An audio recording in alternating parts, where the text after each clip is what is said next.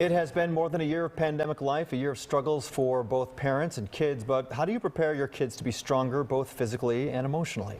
Amy Morin is an author, psychotherapist, and editor-in-chief of Very Well Mind, the biggest mental health site in the world. Her book is called 13 Things Strong Kids Can Do. Things kids do, rather. Good morning, Amy. Good morning. So first and foremost, I know you have the 13 different things and then exercises that go along with those 13 ideas. The first one is they stop feeling sorry for themselves. You see children sometimes start to get into not, victim mode, but saying, oh, they feel badly for themselves. They do, and we want to encourage kids that it's okay to be sad, and that being sad can be part of the healing process. But self-pity is when it goes further. It's when you start to think things like, my problems are just too big. There's nothing I can do about this. No one can help me. And we don't want kids to become helpless and hopeless. So we can teach them that they're in control of their mood. They can boost their mood. They can pull themselves out of that self-pity trap when they start to go there. So yeah, we can kind of skip around some of these here. I wish we'd get to all 13, but one that jumped out to me saying they take calculated risks.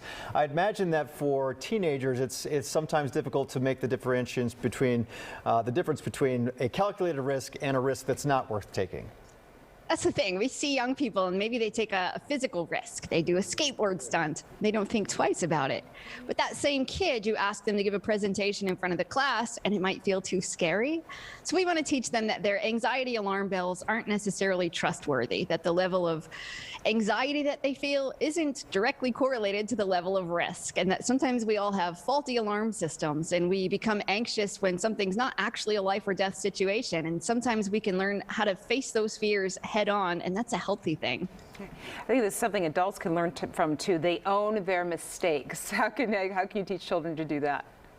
So this is a tough one. Kids, when they forget their homework, they make a mistake, they mess up, it's much easier to just hide it, pretend it didn't happen, minimize it. What we want to do is teach them that mistakes are part of life and that's okay. And what they can do to respond to that mistake is set them up for success next time. So if you have a kid that always forgets their gym sneakers or they always forget their homework, you can teach them, what do you do instead? Maybe you pack your backpack the night before. Maybe you have a checklist of things that you do when you come home so that you're more likely to succeed next time. And that's what we really want to teach them, is that mistakes are part of life.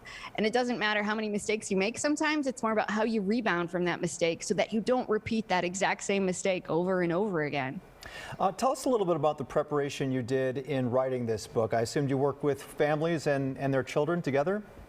I did. I'm a psychotherapist, and I've spent years as a therapist in a therapy office working with kids, teens, families. I've worked in schools. And although a lot of my work has also been with adults, I thought, if we teach kids how to develop these good habits now, they're not going to grow up to develop the bad habits that so many of us adults do. A lot of my work has been on the 13 things mentally strong people don't do. But if we teach kids these skills and strategies now, they won't grow up to develop those bad habits that keep so many of us stuck. When you talk to these families and kids, a theme that I keep hearing among my friends and their children is how damaging social media has been to this particular generation coming of age, with all the comparing and getting the likes. What are your thoughts there? It definitely can be damaging. We want to teach kids how to have a healthy relationship with their digital devices. And part of that is setting time limits on how much time they spend scrolling and staring at their screens. And we want them to know that it's okay to tolerate boredom or to be anxious or to feel lonely sometimes, and that they don't have to depend on their screens to try and distract themselves. Because what we know is when kids are scrolling through social media, staring at what all their friends are doing for fun or looking at celebrities who seem to have it all, causes them to feel bad about themselves. And envying people on social media is directly linked to depression. There's tons of studies behind that. Going down a different path, you say also that it's important for children to learn how to celebrate other people's successes as well. Why is that? It's so easy for kids to think, oh, that kid got an A in class, it's not fair, and to be more resentful of them. And again, that can be kind of linked to social media. When you look at other people, we think that whatever it is that they have somehow takes it away from us. So one of the strategies that we can use is to teach kids to act like the person they want to become. And that doesn't mean acting fake or pretending to be their friend, like their friend. Instead, it's about saying, how do you put your best foot forward? And that might be about acting confident even when you don't feel confident, or acting like a happy kid even when you don't necessarily feel happy. Because changing your behavior first can then affect your emotional state. The feelings will often follow the behavior. One more here. The last on your list, you're saying they persist, talking about persistence. And one point you make that I thought that was interesting was having your child writing a letter to him or herself.